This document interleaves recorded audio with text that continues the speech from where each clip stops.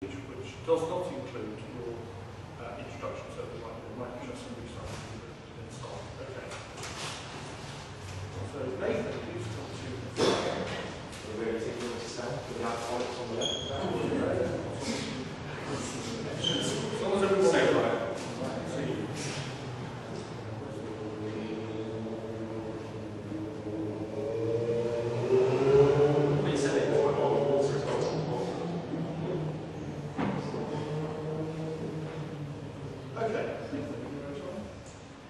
Good evening. So my name is Nathan Long, I'm the President. I ran last time, or not was successful, for the interim position. My main motivation for running this position is that over the 12 or so years I've been associated with youth through volunteering, with the Student Guardian Club, and in the last few years I've been working either with fairs, for instance, when we've got the precious fairs at the end of the year, or leading down the pool. And now, student birthday, latterly for the last year or so. And my main motivation is that I do not believe that the students themselves have been identified well enough in the past, and that their needs have been put at the top of the agenda by the people who have had the authority to perhaps do a better job. And that is something that I think needs to be remedied. ULU itself, from last time round, when I went to all the different colleges, there isn't a lot of identification with University of London. So there definitely isn't a lot of identification with ULU. A lot of people say, well, the primary thing I got was, where is it? What is it? They don't know what it is. Otherwise, it's the pool, right? Or it's the bar. And that's kind of it. It's those separate sort of forms. Occasionally people associate the bar and pool, but they're not combined at the same time. That was it. There's no sort of belief, there's no understanding, there's no reasoning behind why it was created in the first place, which was that all the universities pulled together to do stronger services, fairer services across the board. Come in if you want. Already kicked off.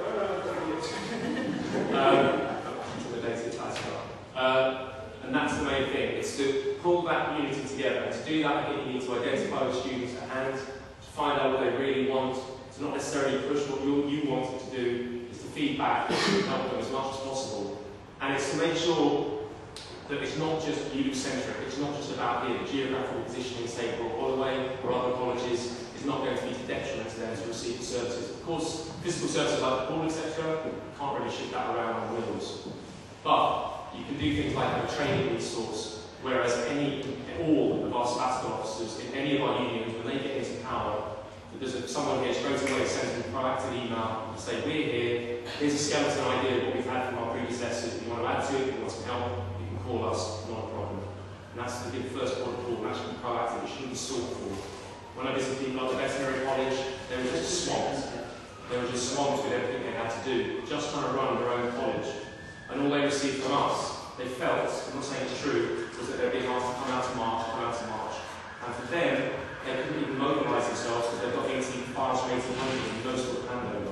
Whereas someone like Royal Holloway is very, very organised and they have a great team. That's the difference, and we need to spread those skills amongst us all. Right? So, if you wish to change the way things have been, and you want someone who's motivated by your good person, what you want, what you need, then that should be it. Thank you.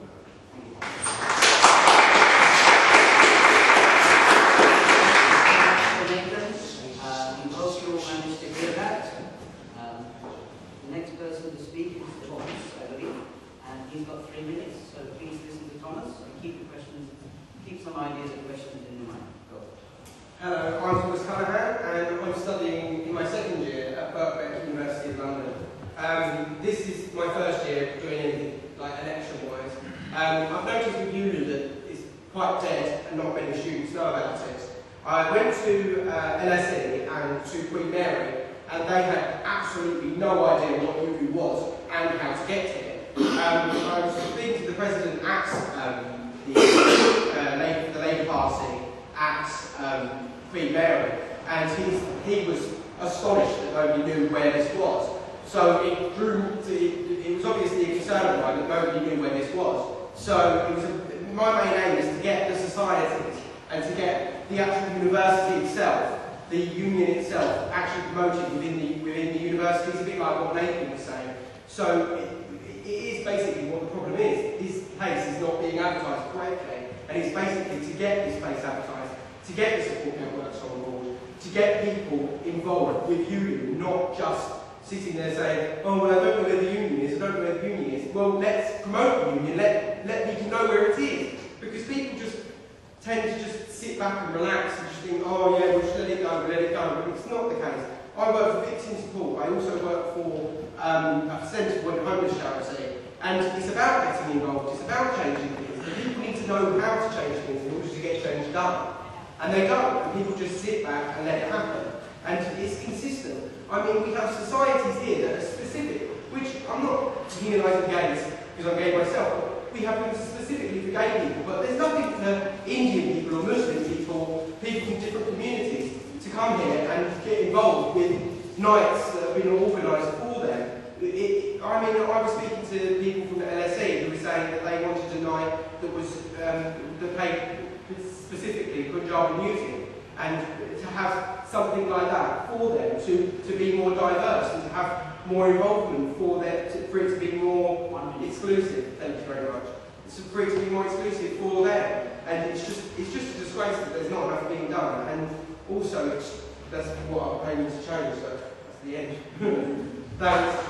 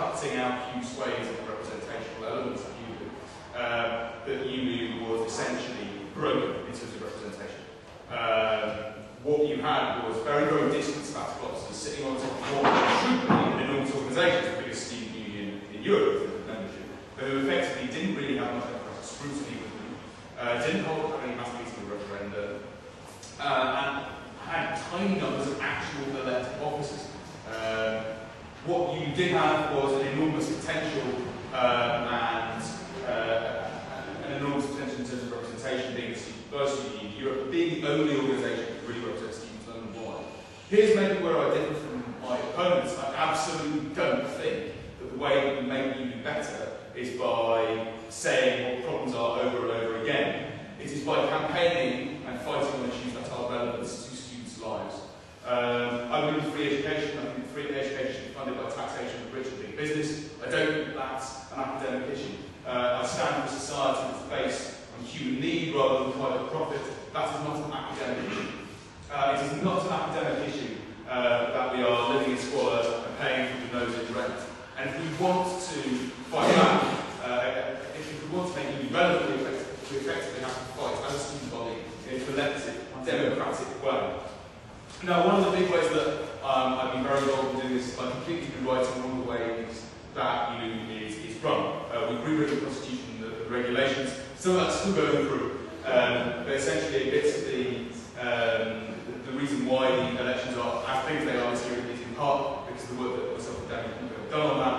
We have the first autonomous liberation campaigns to fight against racism, sexism, homophobia and ableism on campuses that have existed in ULU. I'm proud to be part of creating ULU's, I think, first full-time women's officer.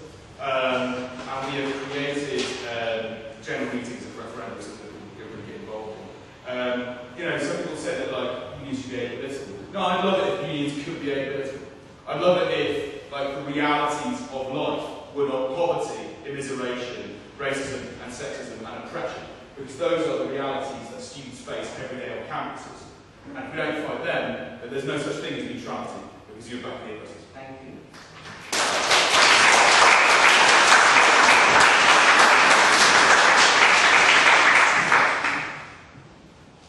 I've heard from all the candidates. That was Nathan, who spoke first, followed by Tom, followed by Michael. Ronnie's now going to choose a question from the floor. Well, not choose the question, but I'll choose a shape.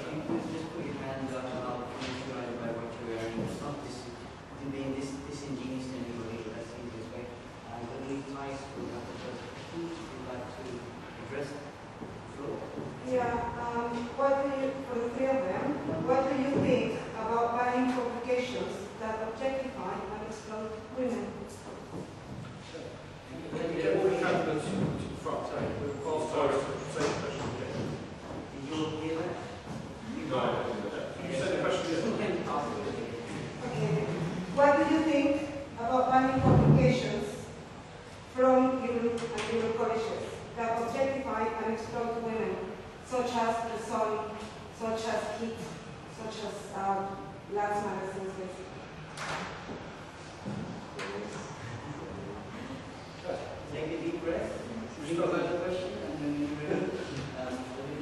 Okay, Michael, if you wouldn't mind, reflect that first. Sexism isn't something that just exists in people's heads, it's something that's made up for a cheap laugh.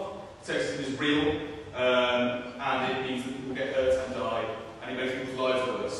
And part of the ways in which that oppression is maintained within society is because horrific objectification is normalised within cultural discourses which essentially say it's all normal, and aren't you being ridiculous for saying our straight, white, non-disabled men can't have their freedom of speech in objectifying women and oppressing people, whether or not they need for other kinds of oppression as well. Yeah, these publications should be banned. I think that they are a danger to students. It's for the same reasons I would support no platform for fascists. I don't think that some people's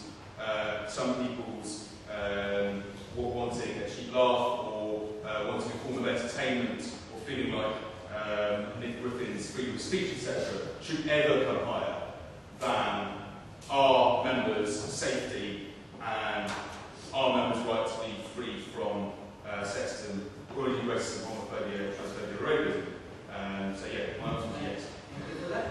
Would we have a reply, please, from Thomas?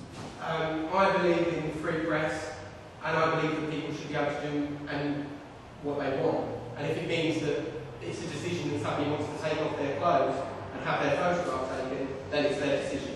And it's the free press, and this is the whole point of democracy. We have the Human Rights Act to back that up with. I mean, to sit there and say these extremes and say, oh no, oh we're going to oppression, it's oppression. It's not oppression, it's freedom of choice. You want me to quote the Act from the Human Rights Act, it's freedom of choice. You get to do whatever you want to do. It's a decision made by you to take off your clothes. If you decide you want to do that, then you do it. Then it's to do it. If you're underneath duress doing that, then it shouldn't be done, but it is your choice. So that's my full point. Thank you for replying to that. Next, if you will, we'll have Nathan giving his opinion on this issue. I believe that I would prefer our shelves across stores to be taken up with more quality products that will open our minds more. But that said, I think you should really, how's it phrased? I think basically people, in terms of footfall, who's going to actually get off the shelf, I don't think you're going to find them, you should really find them on the shelves. I can't imagine so many people would want to be going around buying these magazines. And so I wouldn't imagine that people by university would want to buy them in such a mass that they'd even stop them because it wouldn't be profitable. And I think that's probably the best course of action. I know that that's what happens. The vendor will actually make a decision based on that. I think that's the best way we can show it. As opposed to just banning something, it's far better to actually have a proactive attitude and have the people show, well, that's not what we're interested in, we're not going to buy it, therefore it's not stocked. Don't even bother contacting us with yourselves. I think that's the best way. Thank you for that answer. So you've heard from all the three candidates on this specific question. Supplementary. There is a thing called a supplementary question. I need people to reply to what they've said on this specific issue. The sister in the khaki jumper at the back. Hi, just coming back to this, it's such a thing I prepared a question earlier anyway.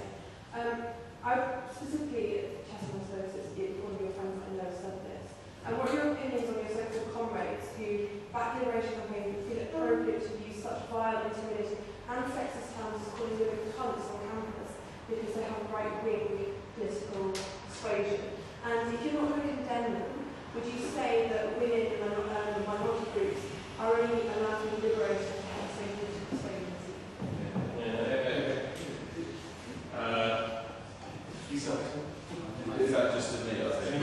Interesting. Okay. So here we have. So part of your question is about the use of the word in quotation marks cunt.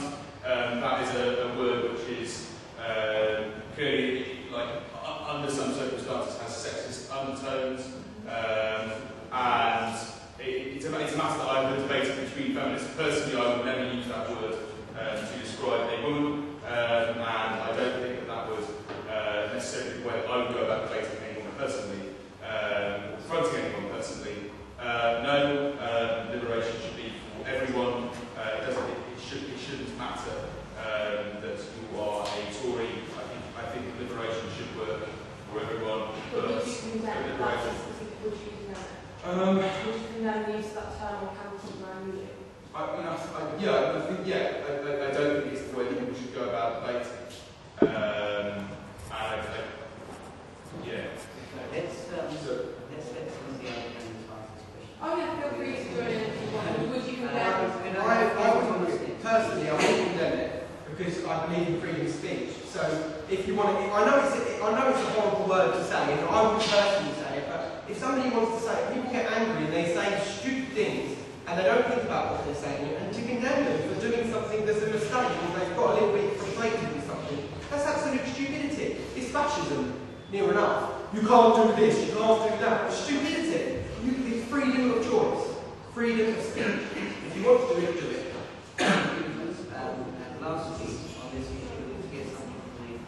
I don't think anyone should necessarily be judged in such an evil way about their political beliefs, if that's the basis of it. And simply, that sort of language I don't think is really acceptable in any sort of circumstances, but people sometimes do use it in a moment of violent, flared anger perhaps, but to use it for some sort of shock or cachet, I think that's absolutely wrong. Excuse me? How about the song was published? Well, if the song was preempted, obviously it was written and then premeditated, and that's just someone trying to play on a topic to actually gain some sort of popularity. Sorry, guys. Let me put it online. Let's move on. Let the gentleman sorry, if you your question sir. Let me with hand up ask a question. If you can ask on something slightly different, it would be cool. No, There's something on this book. it's a very important gender issue, because I've had it confirmed to me today by the Secretary of the University of London that there is no constitutional support for the position that you yourself have created with the new Senate, which you know in the 1994 Education Act has been confirmed by the University of London. And he's Chris Cox confirmed today that the University of London has not been asked to and has not confirmed their positions. So you're perpetrating a lie, basically. I say to these people, your positions exist, but positions do not exist. So that's your first fact. One of these is a classical position, which is women's officer, which I and many people find to be a sexist position. But in 2013, we could be saying that British women need to be liberated. We do. Oh my gosh. I consider this to be quite offensive, because actually what you're doing is you're denigrating how you're genuinely impressed. You're denigrating genuinely impressed people by creating a kind of fake consensus that there are these oppressed groups. You asked women in the room. And, well, the women in this room are not representative of anything in particular. What I'm saying to you Excuse me. well, you're not representative. Is this a question? Of people of ULU or of women in particular. What I'm saying to you is, would you consider that your role is education first and foremost? And you change this role into an education officer, which I think would be a very valuable role to exist within ULU. Because ULU, University of London, exists, Christ, for education, not for fake liberation. So would you consider this change?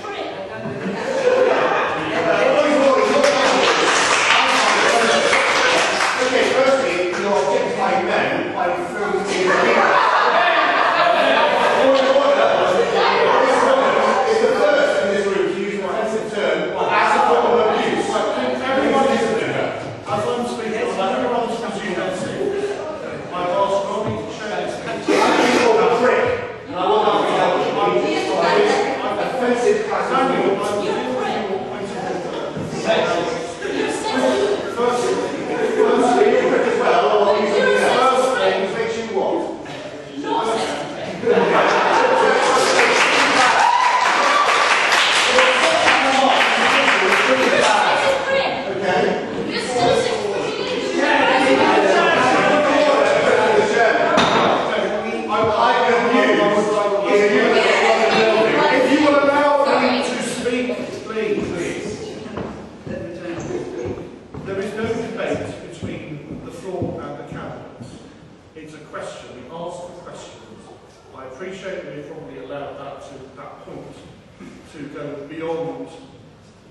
what was expected of the Hustings.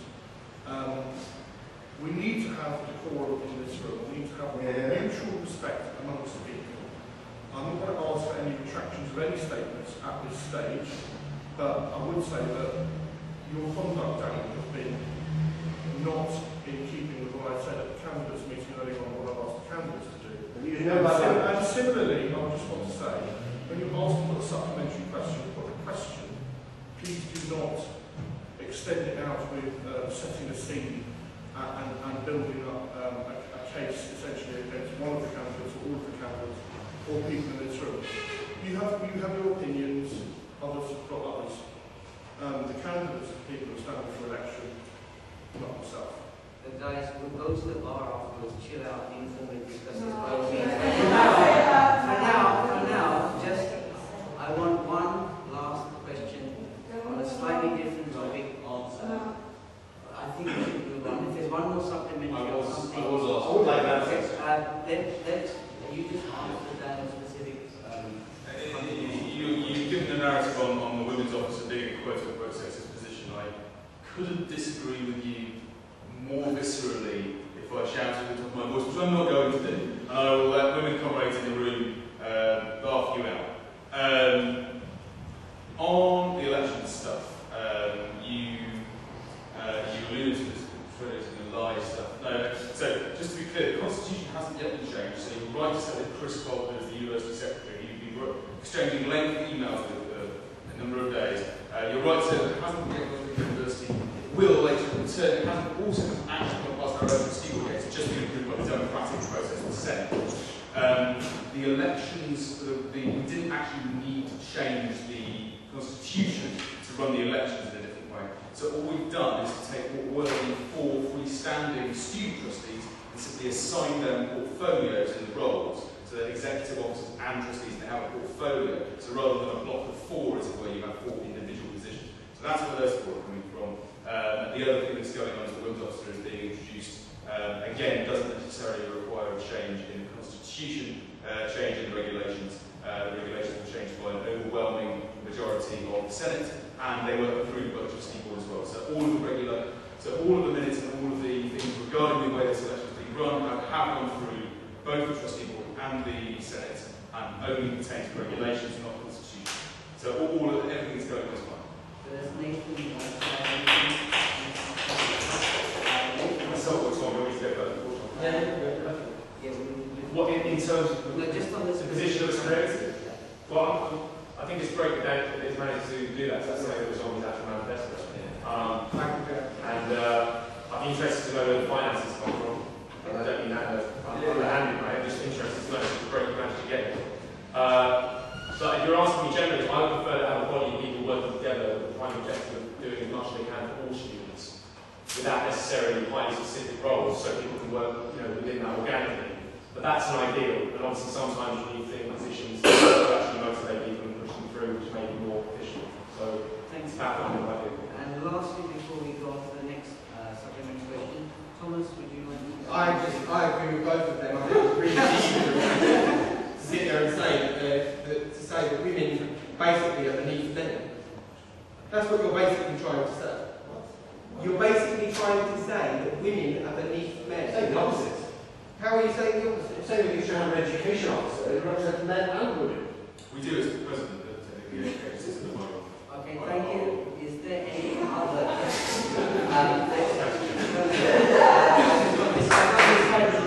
This might make the Dimbleby moment. I'm on this side of the room. Could I have the brother with the grey top and the white scarf? Yes. Okay, sorry. All right. Just follow what the first two speakers said, but there's a kind of an issue with you. Nobody knows what it is. We're not engaging people properly. To leave all the details aside, the actual controversy, the November of last year, Remembrance Sunday, well, the controversy that happened over it, you had an unprecedented 1,700 people of ULU say that they would condemn or would like Mr. Daniel to be removed over that. Do you feel that even if, which it wasn't granted, no confidence vote wasn't granted, do you feel that you let down its representatives by not even having a referendum, by not engaging them to the point at which, to say, that group felt that they had to go through endless technicalities and get nowhere? So leaving all the details aside, do you think that you would have let itself down on such an issue that's attracted so many people, both for and against? I've talked about people who are against the remarks. You say you're talking about having to engage people, yet that seems to be a perfect example where nobody was engaged or nobody felt that they were engaged properly, leaving all the details aside. Thank you for that. I hope everybody heard that. Just to clarify, do you wish to talk about Remembrance Sunday in particular, as you talked about focal points maybe, or the controversy, popular controversy that the Vice President of ULU posted something about rejected the invitation to go and didn't send the named representative to the ceremony, and thus the same. There were a lot of people who didn't feel the representative, 1,700 people joined the Facebook group saying.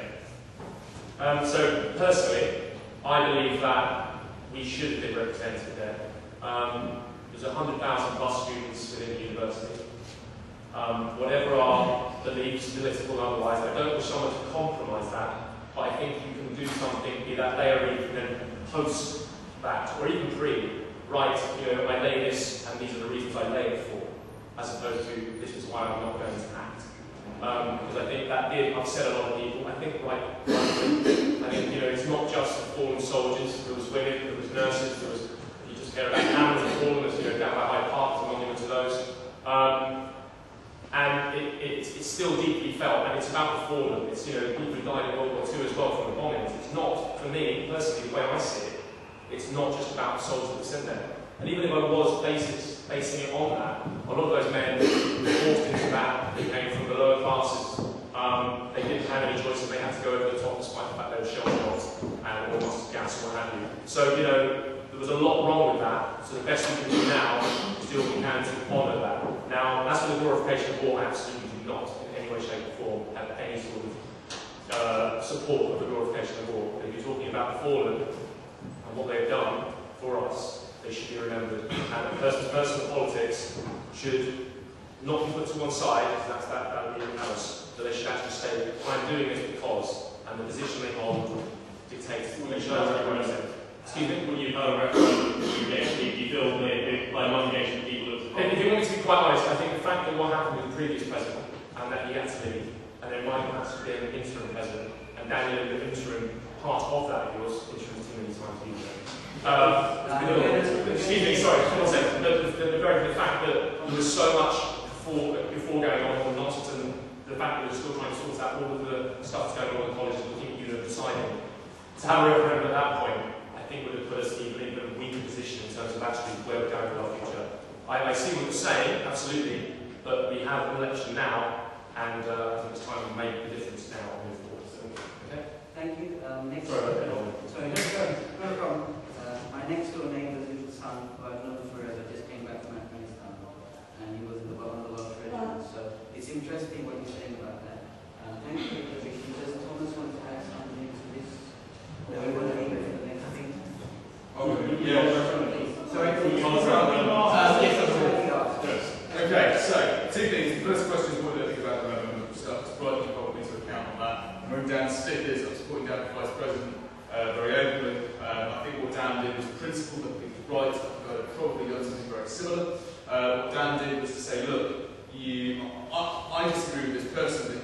I'm going to send a staff member instead. There are no other centrally elected officers in ULU who could have sent, except maybe the chair of Senate. But so essentially, the problem here is that Nathan's right to say one should honour the dead in some kind of way. War is a tragedy and a farce and a crime more than anything else, and to be perpetuated by institutions of government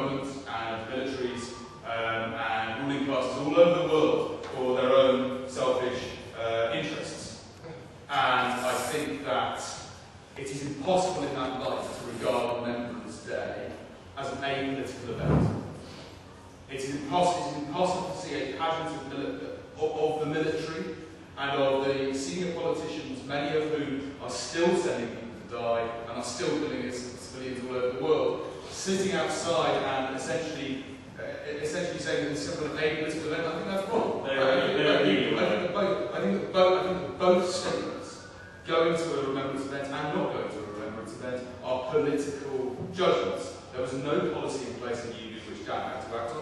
He acted on his own personal convictions and on the pledges that he was elected on, anti-militarism, anti-war. I'd have done the same thing. And I think it was good and honest that Dan came out and said why he did what he did. Rather than in previous years, which is what previous presidents have done, which is just not show up. And of course there's no reproaches for that, because no one knows what's happening. Dan had an open and honest debate, and I think that the backlash against that says so much more about the people who are perpetuating the backlash than it did about Dan or about you or about anything else. Now there's a separate question you've raised about the way we handle this, which is about actually much more micro question. Again, right you're always to account on the referendum stuff. And essentially what we faced there was that we needed a secure petition in order to call a referendum. You couldn't make confidence down, try to make confidence down through Senate. We had meetings in which said, you know, you would definitely lose that vote, you didn't want to go down that path, so you decided to go down the path of a referendum instead. And in order to call that referendum, you needed a secure petition. And we had to define what a secure petition was. In the end, the trustee board, so not me alone, but the trustee board at ULU, decided that a secure petition was either something that could be brought in and you would hand your ID card over on ULU reception and you would sign to make sure that it was definitely you definitely signed. Or you could collect signatures with email addresses from colleges so that we could then email to confirm. You were given that information, or whoever it was who controlled the remembrance and the confidence campaign was given that information. And as far as I'm aware, the campaign petered out online, and it never came to fruition that you were given the information that you needed to call out for a referendum. You didn't collect the signatures, as far as I'm aware. I was certainly never presented with signatures or asked to ratify them in any way. As far as I'm aware, one second, let me have one of the three candidates listening to practice. I asked him earlier, I think he's getting Tom Good. Point of order. Factual and accuracy. Let Thomas say. Factual and accuracy. it's clearly a disputed fact. No. Let's let Tom make his point. Let me make my point. That's okay. It's agreed, so Tom's going to skip now. Thomas, please. Let Thomas speak, then you do your stop and go. Thomas, you're up. Well, I was taking everything you were saying. You seemed to go around everything. He wasn't really dealing with the question that he was asking. He was just going round. And I was like, what is he saying? What is he going on about? What is he saying? And I'm sure they feel the same. And the thing is, the basic fact of it is this is a socialist institution, and socialism doesn't work. It's never worked. And that's the point of it. The point was that it was changed. Socialism got booted out of government. Only then got refused. It doesn't work. Marxist socialism doesn't work. And that's the reason why you didn't go to Remembrance Sunday. And why we didn't have anything going on. It's because of your socialist views. Nothing to do with fairness. Nothing to do with democracy. Your view. Your socialist stupid view. Sorry.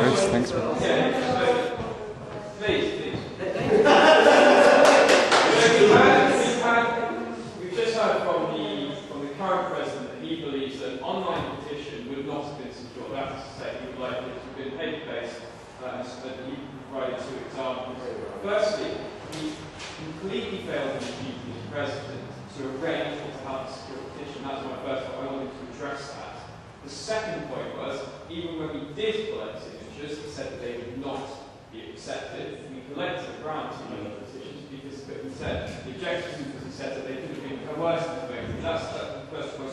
The third main point comes down to the point. I believe that in order to nominate yourself as a candidate in the ULU elections, it's done online. Does the president, using the same, I forget. It's in the same way you collect email addresses and student numbers. That's how they get on. Okay, then ignore that. Okay, so that's the first point. Why was the online petition arranged, and why was he why did he try and object at every single stage to our selection point when it was almost certain by any rational means that those people who had signed the petition had not been coerced into doing so?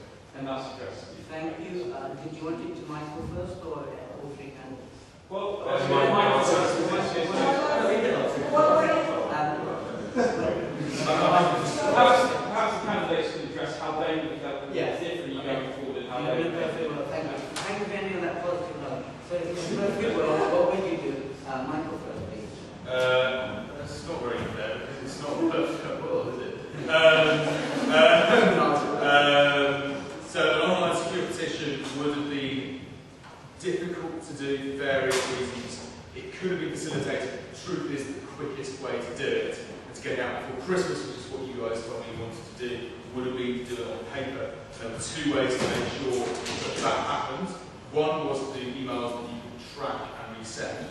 The other was to do a card copy to ULU reception or to other student ULU reception. Which you were going to object. We worked it's all in trustee board minutes, basically. Which you chair. Ridiculous. It's the International University of London.